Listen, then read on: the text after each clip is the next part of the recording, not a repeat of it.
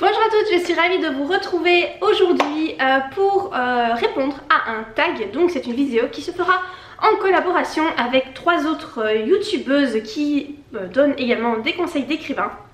Donc il y a tout d'abord Émilie, ensuite Isabelle et finalement Christelle. Vous retrouverez les liens de ces chaînes en barre d'informations, donc n'hésitez pas à aller regarder ce qu'elles font et à vous abonner à leur chaîne et à commenter leur contenu. Ça fait toujours plaisir de se savoir soutenu. Et donc aujourd'hui c'est un tag qui va concerner AuthorTube, c'est difficile à dire hein, AuthorTube. Donc c'est par rapport à le fait d'être auteur sur YouTube. Et donc il y a différentes questions, je pense qu'il y en a 13. Donc je vais bien commencer tout de suite avec la première question.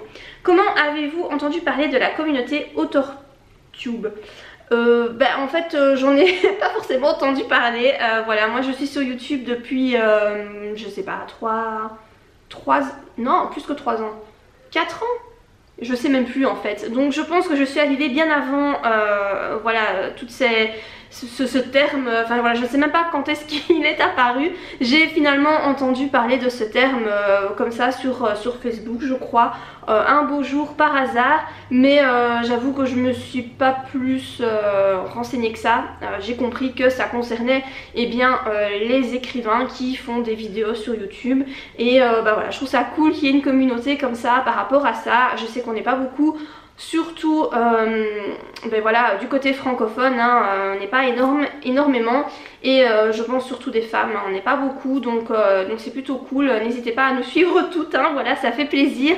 La deuxième question c'est dans quel genre écrivez-vous? Alors j'écris de la romance et uniquement de la romance, mais de la romance qui peut être déclinée en science-fiction, fantastique et également contemporain. Il y a souvent de l'érotisme dans mes romans. Jusqu'à présent donc j'ai publié 7 romans puisque le 7e sera publié dans quelques jours. Donc ça fait 7 romans qui sont sortis et ils sont tous érotiques jusqu'à présent. Celui que je suis en train d'écrire pour le moment ne sera pas érotique, ce sera une histoire d'amour mais aussi très fort psychologique puisque je vais parler des pervers narcissiques dans ce roman. Mais il n'y aura pas d'érotisme, voilà, et ni de magie ni rien du tout, ce sera une histoire d'amour contemporaine. Troisième question, à quel temps préférez-vous écrire? Quel est votre point de vue préféré et catégorie d'histoire? À savoir pour enfants, young adulte, adulte, etc. Donc quel temps je préfère écrire? Le présent, je n'écris qu'au présent. Quel est mon point de vue préféré? J'écris à la première personne du singulier, donc en je, et je n'écris que comme ça. Voilà, je n'ai jamais écrit autrement, j'écris toujours en je.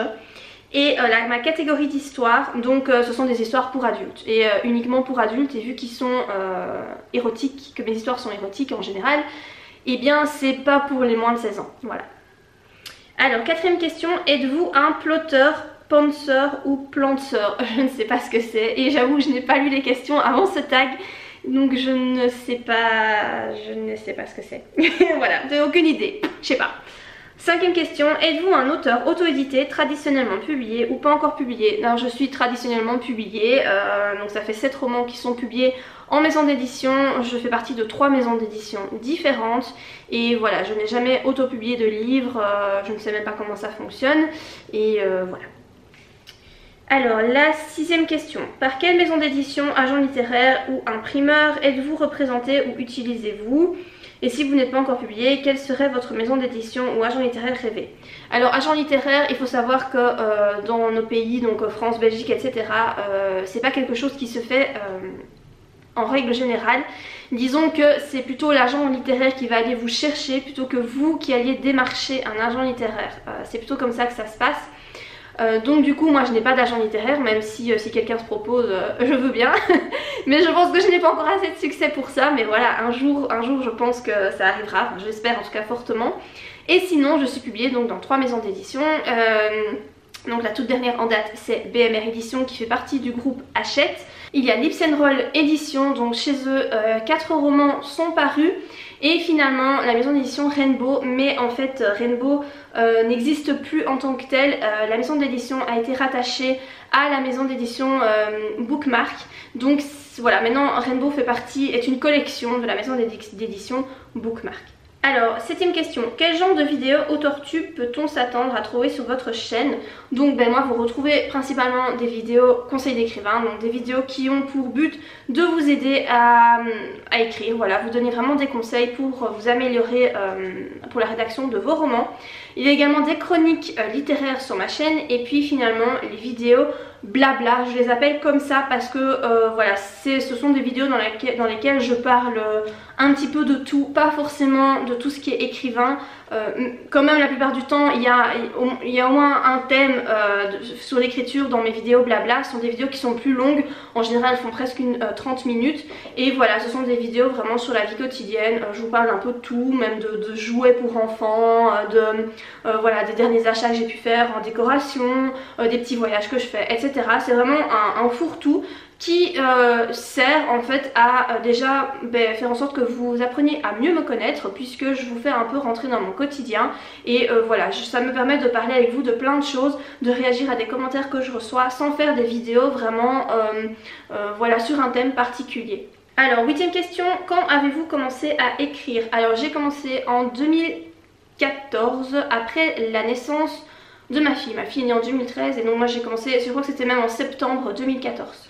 Quelle a été la toute première histoire que vous avez écrite? C'est le tome 1 de Utricia qui est publié depuis novembre 2016. 10ème question, quels auteurs ont le plus inspiré votre écriture? Alors il y a un auteur que j'admire par-dessus tout, mais je sais très bien que je n'écris pas comme lui et je n'écris pas du tout le même genre que lui. Donc il s'agit de Terry Goodkind qui écrit de l'heroic fantasy. Je n'écris pas du tout d'heroic fantasy, mais c'est l'auteur que j'admire le plus. Mais je sais très bien que je n'ai pas sa capacité à décrire les choses. Voilà, je connais mes limites, je sais comment je suis, je sais comment j'écris et je sais que je ne suis pas du tout comme lui. Sinon j'aime beaucoup Virginie Grimaldi. C'est plutôt le style d'écriture duquel je me rapproche, même si je n'arrive pas à faire de l'humour comme elle le fait et j'aimerais bien, mais voilà, je ne suis pas très douée en humour. Mais voilà, Virginie Grimaldi, j'aime beaucoup aussi Agnès Ledig et ça j'aimerais beaucoup parvenir à donner autant d'émotions qu'elle le fait dans ses romans. Je trouve qu'elle le fait très très bien et il y a beaucoup, on peut vraiment s'inspirer de ce qu'elle fait. Alors, 11ème question, est-ce que vous planifiez vos sessions d'écriture ou écrivez-vous simplement quand vous trouvez le temps? Étant donné que je travaille à 3/4 temps, donc je travaille 4 jours par semaine, étant donné aussi que j'ai 2 enfants en bas âge, une maison à gérer, un couple voilà, dont je dois m'occuper aussi finalement, j'écris surtout quand j'ai 5 minutes, voilà. Ça c'est ma vie et c'est comme ça depuis quasiment toujours. Voilà, moi quand on a des petits enfants et qu'on travaille en même temps, c'est compliqué de se planifier des séances d'écriture. On le fait vraiment quand on n'est pas trop fatigué, qu'on a un peu de temps devant soi et voilà, on n'a pas trop le choix de faire comme ça. Alors, 12ème question, écrivez-vous sur ordinateur, machine à écrire à la main ou une combinaison de tout ça, et où écrivez-vous en général? Alors je n'écris que sur ordinateur, certainement pas à la main ni quoi que ce soit, c'est uniquement ordinateur et à mon bureau, toujours. Alors quand il fait beau, j'écris dehors, ça j'aime bien, sous un parasol, je trouve ça hyper cool. En plus comme je n'ai pas le wifi à l'extérieur, parce que mon wifi ne donne pas jusque là, je peux rien faire d'autre qu'écrire. Je ne suis pas distraite par YouTube ou Facebook ou quoi que ce soit, puisque j'ai pas internet dehors et ça j'aime bien, mais je peux le faire que quand il fait beau.